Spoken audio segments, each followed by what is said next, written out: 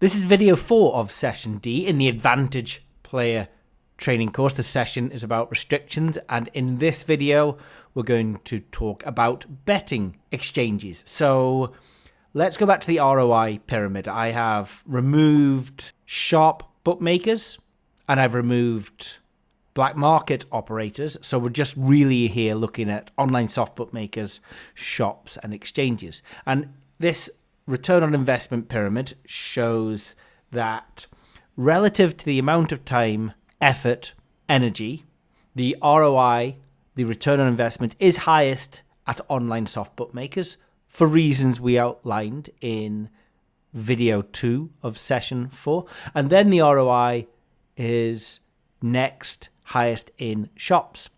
And at the bottom, it's exchanges. We can have a positive return on investment on the exchanges, but quite simply, it's not as easy as shops, which in turn are not as easy as online soft bookmakers. And in this video, I want to just sort of discuss how that ties in with restrictions and how it is all related. But let's start with what are exchanges. So exchanges are peer-to-peer betting platforms. They actually were founded originally through people that wanted a solution to restrictions in the late 90s. So as restrictions from bookmakers became a little bit more mainstream, the idea was that, look, can we not have a platform where we have peer-to-peer betting?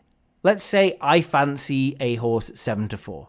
Let's say you do not fancy that horse at 7-4. You think 7-4 is a very low price. I think 7-4 is a very high price. So it's a great bet for me to back. It's a great bet for you to back against for the event not to happen at 7-4. The idea of the peer-to-peer betting platform is that you and me can be introduced anonymously and we can have a bet with each other. I'm going to back the horse at 7-4. I'm happy to back it for however much money I want to back it for. You're happy to lay it at 7-4.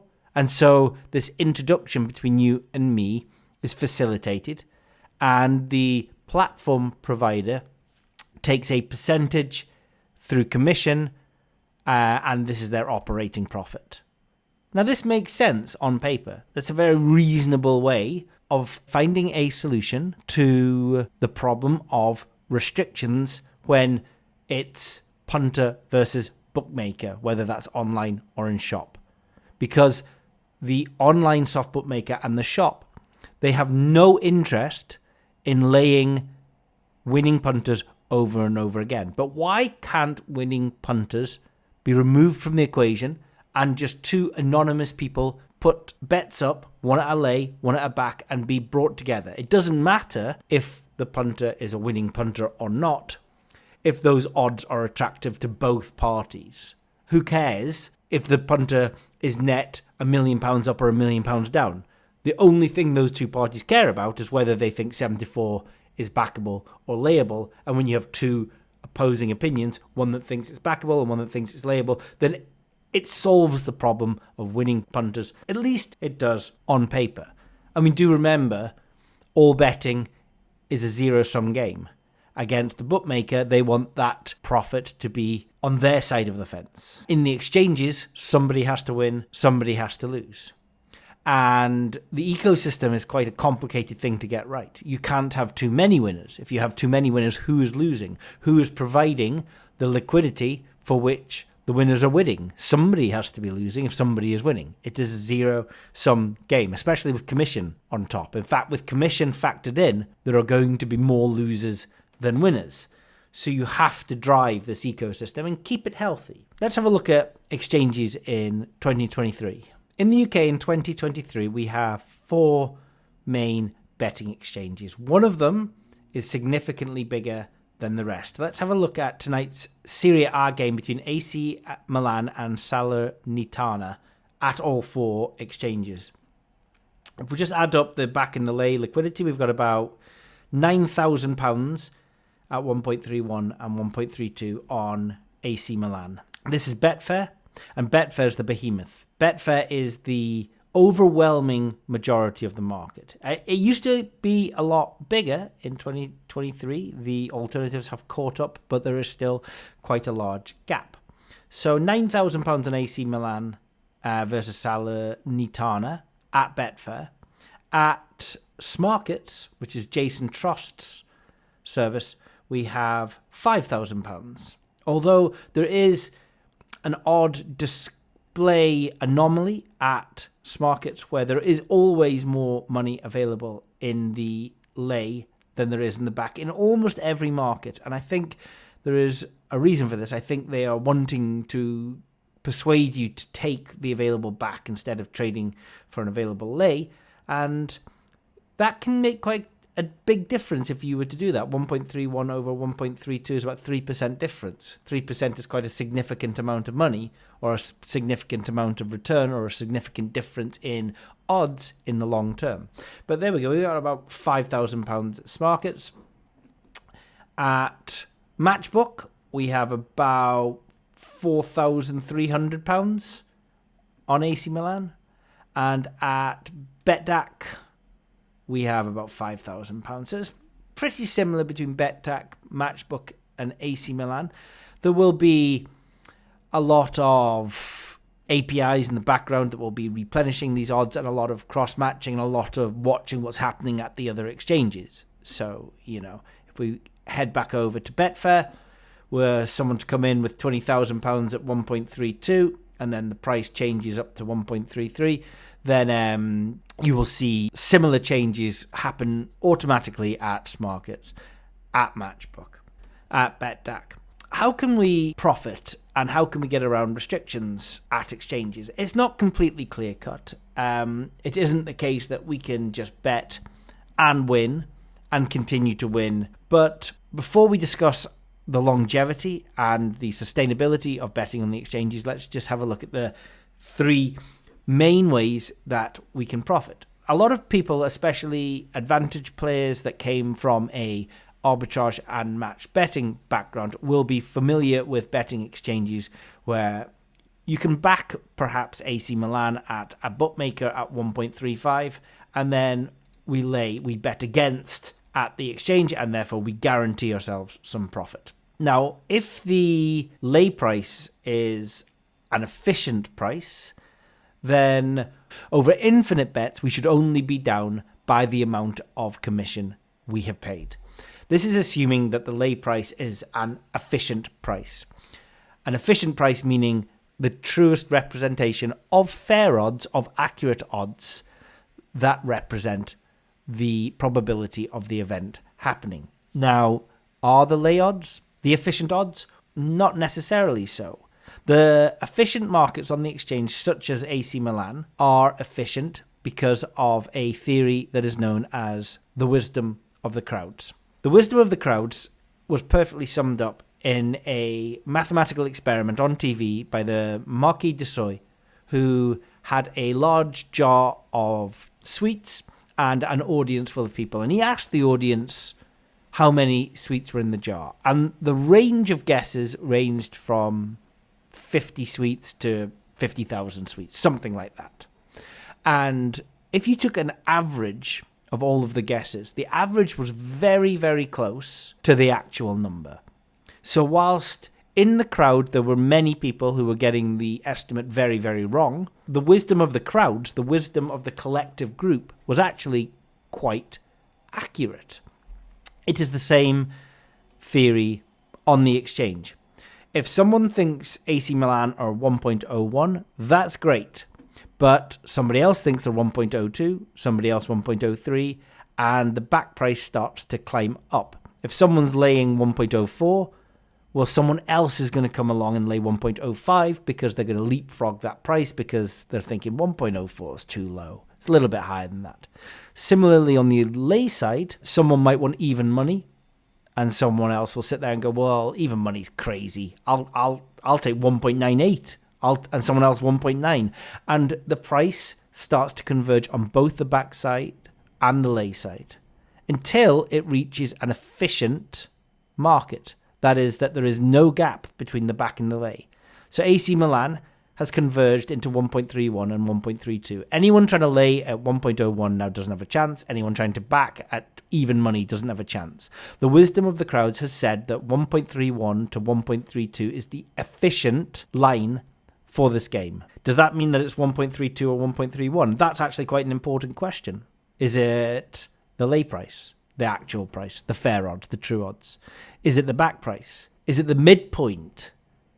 You see, there's a big difference between 1.31, 1.315 and 1.32 in terms of the ratio of those three prices between each other. If we scroll down and have a look at a different market, let's have a look at both teams to score. Now we have a situation where the back is 2.4 and the lay is 2.5. So what is the correct price?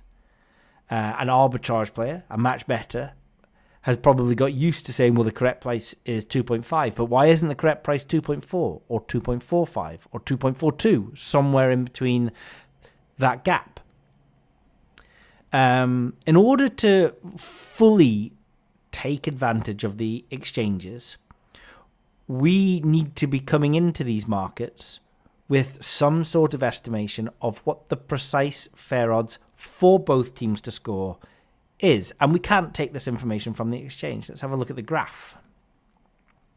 It seems that this market has traded between 2.34 and possibly 2.42. So if you were laying at 2.34 and backing at 2.42, again, quite a big difference in your long-term return on investment there. That's about maybe a 5% difference in the odds. So the people playing in this market, if we are advantage players, what we need to know is we probably need to know the odds of both teams to score, the probability of both teams to score, to maybe 3 decimal places. It's probably not even enough to know it's 2.42. We need to know 2.42368 or however many significant figures. Makes it actually quite useful for us to play in these markets. And there are 3 different ways that we can play. First of all, we can simply value bet like we would do at a bookmaker. So we might think that 2.4 is a good price already. So we will just go and take that price, 2.4, because we think the fair odds are 2.3126, right? So any price between 2.4 and 2.5 could be good. The second way to play in the exchanges is to trade. So we trade by backing at a high price and laying at a lower price. It's the same as the stock market. We want to sort of buy a share at £100 and sell a share at £80 and keep the £20 for ourselves. In order to trade, we need to be confident that the direction of the price changes is moving either upwards or downwards. If the price changes are moving upwards, we want to lay now and back later. If the price movement is moving downwards, we want to back now because that's the best odds we're going to get, and then we'll lay at a later date. Having a look at AC Milan, if we were just going off the graph, we probably can't get a lot of information out of this. It started at 1.32, maybe came down to 1.29. It's back up to 1.32. Where's it going to go next? There's no pattern there. Nobody could tell you. What if it was constantly coming down from 1.35 to 1.2, just in a straight line? Well, we might be confident that it is steaming and it is going to continue to steam. So we might want to try and back now and then lay a little bit later on. This is the trading strategy. If we want to see someone that is drifting up from 1.2 to 1.35, then we would consider it will continue to drift from 1.35 upwards. So we might lay now at 1.35, hoping to back later at 1.4, 1.5, whatever price that we decide we want to take. So trading is the attempt to mitigate the risk, to green up the market by backing and laying in the same market. We won't always get it right. So the game for us is to get it right as more times than we get it wrong. We green up more times than we red up. The third way of taking advantage of the exchange is to seed. So let's go to one of the lesser popular markets. Let's have a look at possibly player to score 2 goals or more.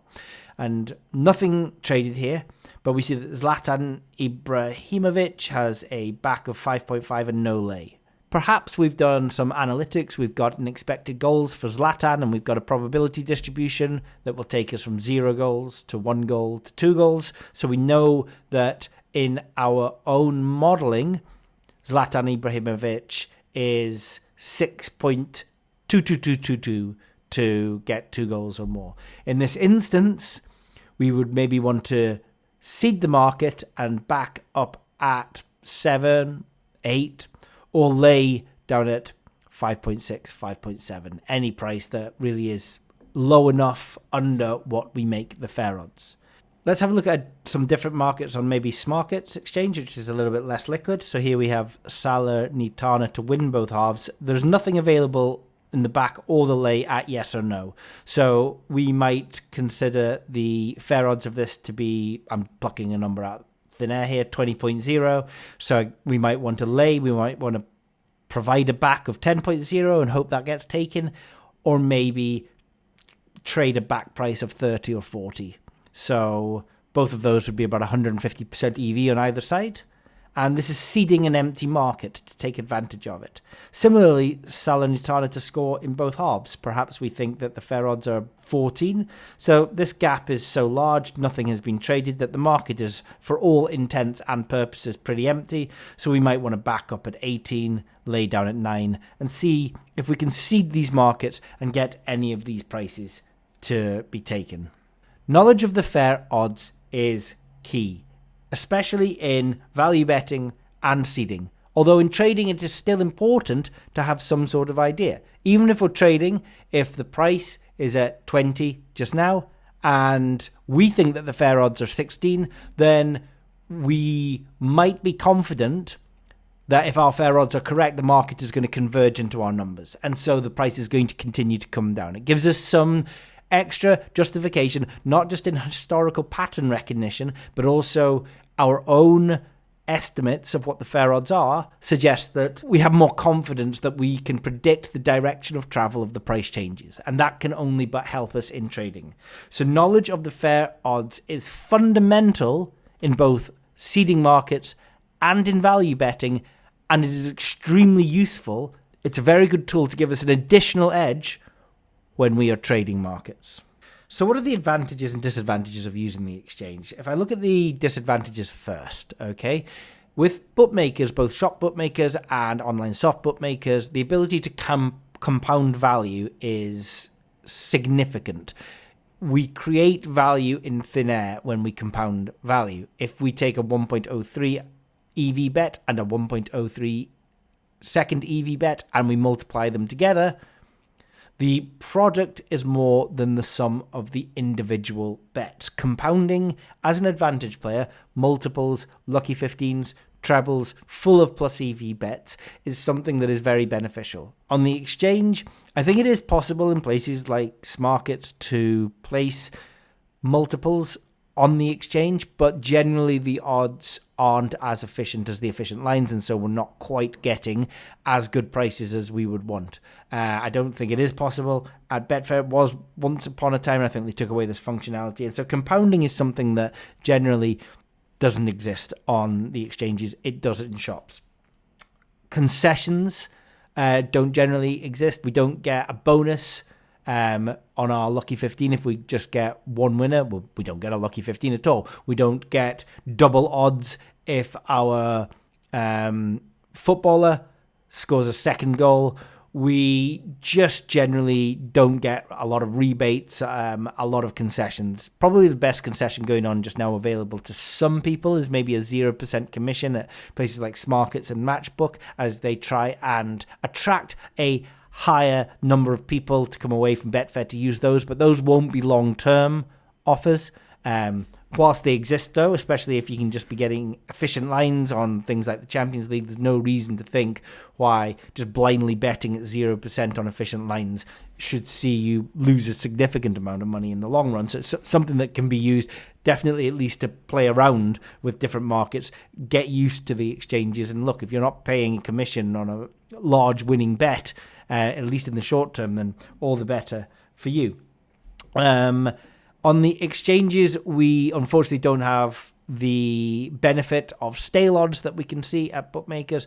There are a number of different markets at bookmakers, and occasionally they can take their eye off them, and as the prices drift elsewhere, they can be stale, and we can take advantage of bookmakers. Unfortunately, due to the efficient nature of the exchanges, it really is first person to see a stale line wins, and you have to be beating a lot of not just other people and competition, but also APIs and bots that are out there looking at these stale lines. So stale odds is not something we can really use to take advantage of at the exchange. We also have a lot of competition, as just mentioned, with the stale odds. If we want to achieve a good price, we need to make sure we are there before someone else has seen it. If someone has put up an excellent price for Rooney to get a hat-trick and it's maybe 150% EV under anybody's mathematics, then there's every chance that somebody's going to get there before us. And so we have a lot of competition to deal with on the exchanges. We also have commission. I'm going to talk about premium charges at the end, but even a flat rate 5% commission, I think it's 9% on horses in Australia. This eats into our profit quite significantly. If we are a 7% ROI winning better long term, and we're paying 5% commission on all of our winning bets, then that really does eat into our ability to maintain a profit in the long run.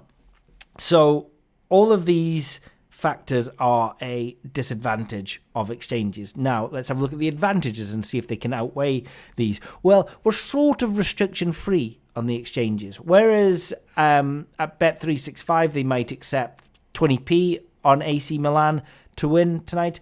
I can get £3,000 on at Betfair. As long as I pass the source of wealth and the KYC, I can get £400 on at Smarkets, but then another 2,700 at 1.3. I can get £1,600 on at Matchbook and probably more on. And, if I took that money, there would be more that appeared. So certainly the restrictions that we experience at soft bookmakers, at some shops, do not apply on the exchanges.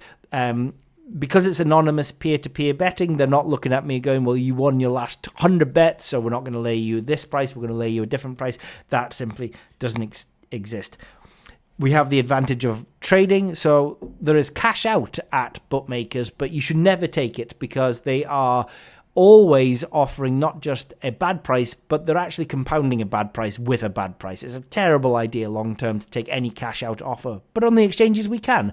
We can green up. We can trade, and generally a lot of the times when we're doing that, when we're cashing out by laying, we're taking a more efficient price in most markets. So the ability to cash out and the ability to trade, the ability to back and to lay, the ability to bet on something not happening is quite beneficial, especially, sometimes we might see markets that are very recreational heavy, and in those markets, layers tend to be sweeping up quite a lot of EV. I don't know if there's a scorecast market available for the AC Milan match tonight. There isn't, but there generally is for the English Premier League. In the scorecast market, you might see Mo Salah to score first and Liverpool to win 2-1. There'll be a back price available in no lay. From my mathematics, what I've seen, the back prices that are being taken there are about 150% EV for the layer. So the ability to lay bets really provides an advantage betting on things not to happen, which we can't do at the bookmaker. We generally get better odds at the exchange than we do at the bookmaker. If we were to go to Odd Checker, I'm going to assume that the range of prices for AC Milan will be 1.2 to 1.25 at most bookmakers. So the 1.31 generally over the lifespan of an exchange, we are going to see better odds than we are going to do at the bookmakers, who have to factor in their operating profit into their prices. The longevity of profitable accounts is longer at exchanges than it is at bookmakers. And we have the prevalence of biased markets. Biased markets can exist for a number of different reasons, but one of the ones I quite like is the match odds on both teams to score. If we take the favourite, AC Milan to win and both teams to score may be boosted at quite a few different bookmakers today. And in this market, which is only at £180 traded, we might find that there are more layers than backers in that market because people are backing it at Betfred, they're backing it at William Hill, and they're trying to lay the bet off to have a risk-free run at AC Milan and both teams to score. Well, if there are more layers doing this in this market than there are backers, what happens is that this price, 3.45 to 3.65, starts to and artificially increase away from what the fair odds are and more towards the bias of a price that is higher than it should be because layers are trying to lay it off and backers don't exist to back the price. And that means that we can go into markets such as this, we can identify them. If we've identified that the fair odds of AC Milan to win and both teams to score tonight are, for example, 3.126, then we can just go in and we can take advantage of these layers in this bias market and we can back at 3.45. So there are a number of reasons why exchanges are more advantageous than bookmakers. And when we are out of options at online soft bookmakers and we are out of options at shop bookmakers, exchanges still provide a very, very good source of value and definitely somewhere that we can bet more long-term than at bookmakers. Unfortunately, our ROI, our return on investment, will be lower than in shops. It is quite simply harder to win on the exchanges than it is at bookmakers, at soft bookmakers, and in shops, but it's not impossible. The last thing I just want to touch on is the premium charge. Restrictions were coming in the late 90s, and someone came up with an idea of a peer-to-peer betting platform. I will bet against you. The two of us are the ones having the bet. The platform takes a little bit of money out as a form of commission to pay for their day-to-day operating expenses. Now, it is true that the ecosystem does need a kind of equal number of winners and losers to stay healthy. If you have way too many winners, then there's not enough losers to feed those winners. And what happens? Where does the money come from that the winners are winning? And so to deal with this, Betfair identified in the 2000s that there were a small number of winners that were winning a large amount of money. And to try and protect the ecosystem, they brought in a premium charge.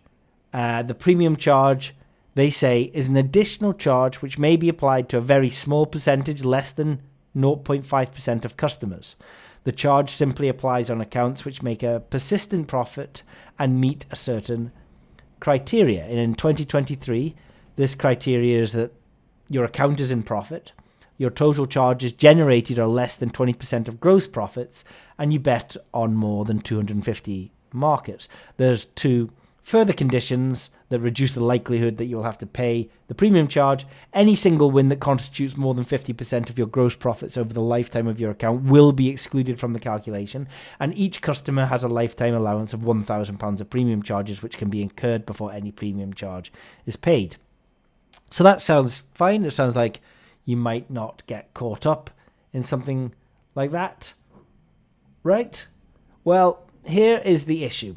Betfair then had a second iteration of the premium charge, which is now where we are. And they did this by telling all players that it will be used to bring in new players, to bring in new liquidity into the ecosystem. They were, in essence, saying that they would replenish the pond with fish. But this wasn't true. They introduced the second round of premium charges because there was a disconnect between the money Betfair generated from the original premium charges and the money they were trying to spend revitalizing the ecosystem. And so the premium charge is now essentially a money grab. Betfair were very happy with their bigger margins on their new sportsbook, which was launched in 2012, and they weren't that interested in converting customers to the exchange. One thing Betfair did try to do was to remove what they felt were undesirables, too many big winners from the ecosystem. So at 20%, the premium charge was okay. Plenty were making the game pay well, even at 20%, but they moved the higher charge to 60%. And you simply cannot accept a 60% commission on your account. The first iteration with the 20%, there were people who shouldn't have been caught in the net, and they were. There were people who weren't court-siding, who weren't beating delays or weren't using inside information and syndicates, and that really was who the premium charge was for, and others were getting caught in the net. And now, if you have lifetime profits of £250,000 or plus, you're essentially subject to the premium charges. But this is lifetime. This is 10 plus years. Imagine having a job that pays £250,000 over 10 years. That's £25,000 a year. Exactly how rich or how large a lifestyle do you think people have with an income of £25,000 a year? It has had a massive effect on liquidity. A lot of the secondary markets are a lot more gappy than they used to be, and a lot of horse races, liquidity now used to exist the night before and early morning. It doesn't come in until the last hour before the race. The premium charge has had a huge effect, and it is something that Betfair have got completely wrong and moves very far away from their ethos on a platform where people could come and play without restrictions. Unfortunately, this premium charge brings back the restrictions that Betfair was trying to solve. And it is one of the unfortunate realities that no matter where the advantage player goes to bet, whether it is the online soft bookmakers, whether it is the shops, or whether it is the betting exchange, it is never a complete free playground to play in. There are always some sort of restrictions that have to be dealt with, whether it is restrictions at the online soft bookmakers, the logistics of shop betting, or the premium charge on the exchanges. And our job as advantage players is to accept all of these restrictions with a pinch of salt and to find the best way to play the game that maximizes both our own return on investment and our own profits.